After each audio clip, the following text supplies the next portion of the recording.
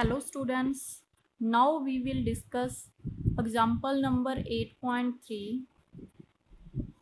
The magnetic field in a plane electromagnetic wave is given by By is equal to 2 into 10 the power minus 7 sine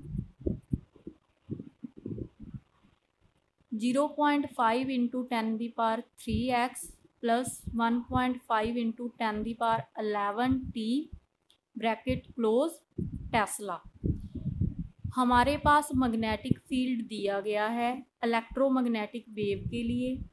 जो magnetic field दिया गया है वो along y axis है, B by लिखा है। By का मतलब जो मैग्नेटिक फील्ड लग रहा है that is along y axis. Magnetic field wave के लिए गिवन है फर्स्ट पार्ट के according but is the wavelength. Wavelength हमने निकालनी है and frequency of the wave and frequency भी निकालनी है। According to second part write an expression for the electric field. हमने इलेक्ट्रोमैग्नेटिक वेव के लिए इलेक्ट्रिक फील्ड का एक्सप्रेशन निकालना है। अब हमारे पास पहले गिवन क्या है वो लिखेंगे। सबसे पहले बच्चे गिवन है हमारे पास मैग्नेटिक फील्ड जो कि अलोंग बाई एक्सिस दिया गया है।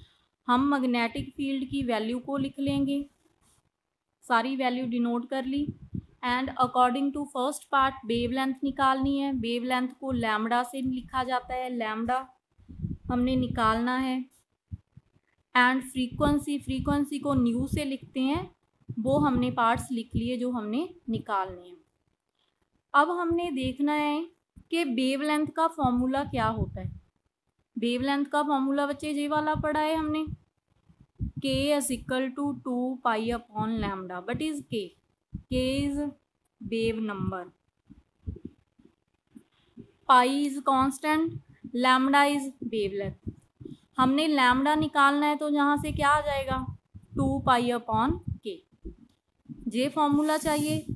हमें पता है कि 2 भी कांस्टेंट है, पाई की वैल्यू 3.14 होती है, के की वैल्यू चाहिए, हमें वेव नंबर की वैल्यू चाहिए जो कि क्वेश्चन में गिवन नहीं है।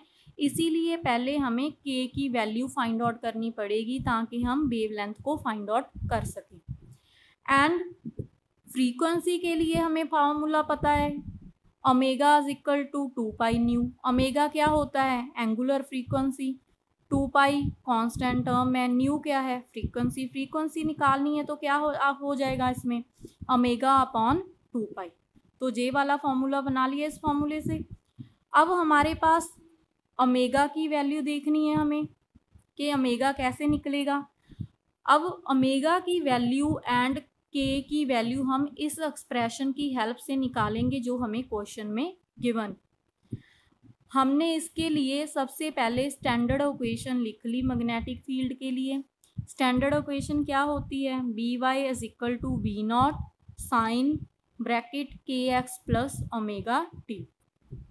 बी वाई मैग्नेटिक फील्ड को रिप्रेजेंट कर रहा है, बी नॉट जो पीक वैल्यू है मैग्नेटिक फील्ड की, के वेव नंबर रिप्रेजेंट कर रहा है, एक्स हमें बता रहा है direction of propagation of wave, के जो वेव है वो एक्स एक्सिस के अलोंग आगे बढ़ रही है।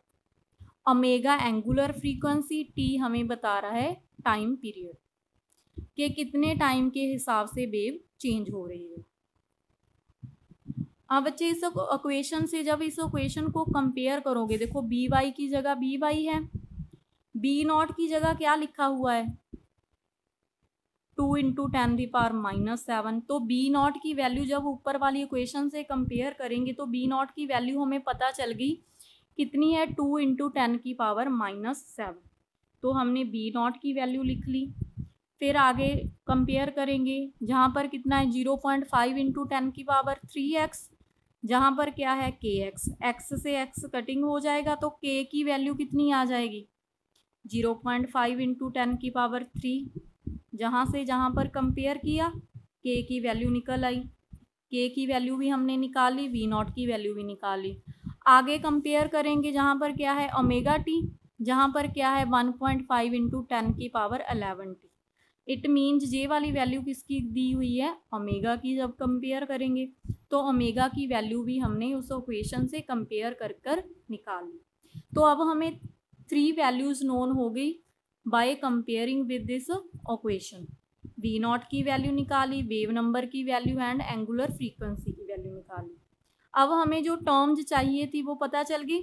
फॉर्मूला क्या है, lambda is equal to 2 pi upon wave number, 2 pi upon wave number. Wave number की वैल्यू हमने ये निकाली है, इसको पुट कर दिया। पाई की वैल्यू हमने जहाँ पर क्या लिख दी, 3.14। वैल्यू पुट करने के बाद इसको मल्टीप्लाई किया तो 6.28 आ गया। फिर हमने 6.28 को 0.5 से डिवाइड कर देना है तो हमारे पास आंसर जे आ जाएगा।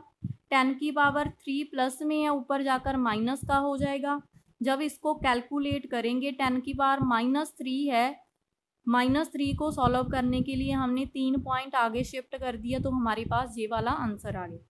ये आंसर मीटर में आ रहा था, इसको अगर सेंटीमीटर में चेंज करना है तो हम 100 से क्या कर देंगे, मल्टीप्लाई। इसीलिए जहाँ पर 2 पॉइंट आगे शिफ्ट कर दिया है और हमारे पास वेवलेंथ का आंसर आ गया। फर्स्ट पार्ट हो गया सॉल्व। अब इसका फ्रीक्वेंसी का पार्ट सॉल्व करेंगे। फ्रीक्वेंसी का फॉर्मूला